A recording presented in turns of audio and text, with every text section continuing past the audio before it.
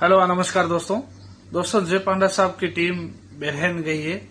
अभिषेक साहब इसी के शामिल है। बहरैन में अभिषेक साहब सुप्रीम कोर्ट में क्या बात रखी सब लोगों ने एक साथ में। अभिषेक साहब का बयान सुनिए इस वीडियो में।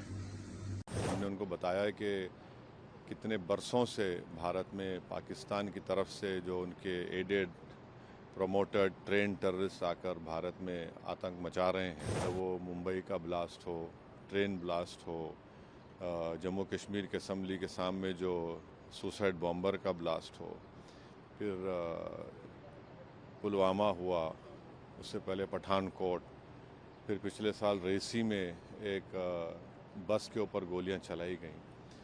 तो हमने बताया कि ये पूरा स्किट जिसमें ट्रेडमार्क्स पाकिस्तान का इन्वॉल्वमेंट इससे भी साबित होता है कि जो पहलगाम के टेररिस्ट अटैक के बाद टीआरएफ ऑर्गेनाइजेशन ने 2 मरतबा इंटरनेट के ऊपर उसको कबूल किया। सिक्योरिटी काउंसिल का जो सैंक्शन कमेटी के सामने दिसंबर 2023 में कह दिया था कि टीआरएफ पे आप सैंक्शन लगाइए, ये यहाँ पर भारत में गड़बड़ कर सकता है। आज जो सुबह में हम बहरीन के डिप्टी पीएम हैं शेख खालिद बिन अब्दुल्ला अल खलीफा, फिर उसके बाद जो शूरा काउंसिल के चेयरमैन हैं हिज एक्सेलेंसी अली बिन सालेह अल सालेह, और फिर जो फर्स्ट डिप्टी स्पीकर हैं हिज एक्सेलेंसी अब्दुल नबी सलमान अहमद साहब के साथ और काउंसिलर रिप्रेजेंटेटिव के साथ हमारी मीटिंग हुई। बहुत अच्छी मीटिंग हुई। उसमें तमाम ग्रुप ने जो जय पांडा उसकी क़यादत कर रहे हैं, हमने भारत का पक्ष रखा। हमने उनको बताया कि कितने बरसों से भारत में पाकिस्तान की तरफ से जो उनके एडेड प्रोमोटेड ट्रेन टेररिस्ट आकर भारत में आतंक मचा रहे हैं और कितने लोगों की जानें गई। हमने पूरे डेटा उनको दिया कि चाहे वो मुंबई का ब्लास्ट हो, ट्रेन ब्लास्ट हो, जम्मू कश्मीर के असम्बली के सामने जो सुसाइड बॉम्बर का ब्लास्ट हो, फिर पुलवामा हुआ, उससे पहले पठानकोट, फिर पिछले साल रेसी में एक बस के ऊपर गोलियां चलाई गईं। तो हमने बताया कि ये पूरा स्किट जिसमें ट्रेडमार्क्स पाकिस्तान के हैं। और एक बात हमने बताई कि जो टीआरएफ ये जो टेररिस्ट ऑर्गेनाइजेशन है, 1262 जो सिक्योरिटी काउंसिल का जो सैंक्शन कमेटी के सामने दिसंबर 2023 में कह दिया था कि टीआरएफ पे आप सैंक्शन लगाइए, ये यहाँ पर भारत में गड़बड़ कर सकता है। तो टीआरएफ के बारे में अभी से हमने बोले, दिसंबर 2023 से सरकार ने यूएन सिक्योरिटी काउंसिल को 1262 को सैंक्शन को बता दिया।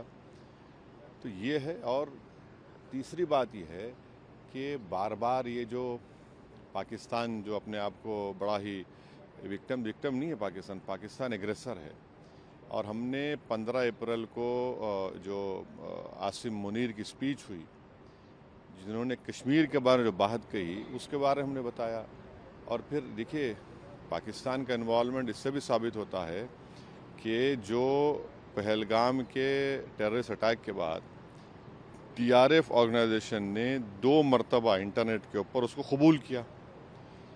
और भारत सरकार ने, जो हमारे एक्सपर्ट्स ने, साइबर के एक्सपर्ट्स ने मालूम किया, तो वो तो पाकिस्तान के मिलिट्री कैंटोनमेंट के करीब से उन्होंने उसको इंटरनेट पे डाला। वो तो फुटप्रिंट्स निकल नहीं सकते। और तीसरे, हमारी देश की जो प्रीमियर इन्वेस्टिगेटिंग एजेंसी एनआईए ने केस रजिस्टर किया है, तो इसमें पूरा इसका इन्वॉल्वमेंट है। और फिर भारत तरफ से जो एक्शन लिया गया, तो पहले उन 9 मुकामात को हमने निशाना बनाया जो यूनाइटेड नेशन के डेजिग्नेटेड टेररिस्ट ऑर्गेनाइजेशंस का ऑफिस है, और पाकिस्तान ने बेहूदगी की। तो फिर 9 और 10 को वो एयर बेसिस पर उनको सबक सिखाया गया। तो ऑल इन ऑल हम बता रहे हैं कि भारत तो चाहता ही नहीं है, हमारा कंटिन्यूसली एक पड़ोसी मुल्क भारत में इंस्टेबिलिटी पैदा करना चाह रहा है, भारत में हिंदू मुस्लिम नफ़रतों को बढ़ाना चाह रहा है, और उन्हीं के पास से ये टेररिस्ट आते हैं, ये सब तमाशे करते हैं।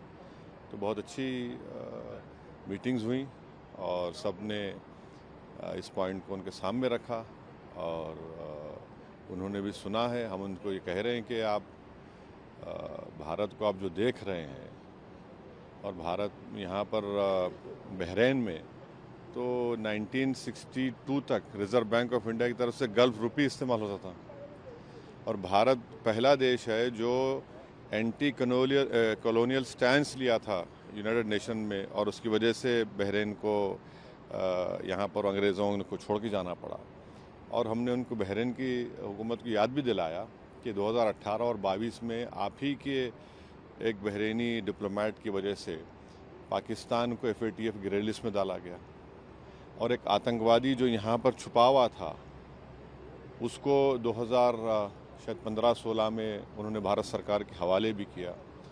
तो हम उनसे कह रहे हैं कि मिडिल ईस्ट में FATF के मेंबर हैं और वो पाकिस्तान को दोबारा ग्रे लिस्ट में लेकर आए क्योंकि जो फंड्स आ रहे हैं उसके ऊपर कोई रोक टोक नहीं है और 2026-27 में बहरीन सिक्योरिटी काउंसिल का मेंबर भी होने जा रहा है। तो इस एतबार से भी ये बहुत अच्छा रहा।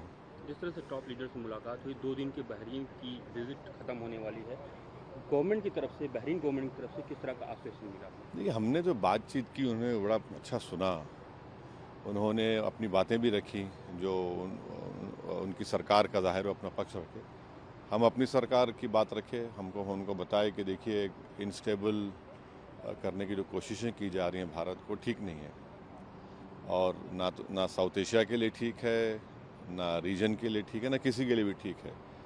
तो उन्होंने भी कहा कि हम तो यहाँ पर करीब 7 लाख से करीब ज़्यादा नॉन बहरीन रहते हैं, उसमें बड़ा हिस्सा हमारे करीब 2 लाख मलयाली इंडियंस रहते हैं, फिर कर्नाटका के हैं, तेलंगाना आंध्रा के हैं और मुख्तलिफ भारत के लोग यहाँ पर रहते हैं। तो सब उन्होंने उस बात को माना कि भाई यहाँ पर आप भारत के लोगों का बहुत बड़ा कंट्रीब्यूशन है बहरीन के लिए, हमने भी अपनी बात रखी।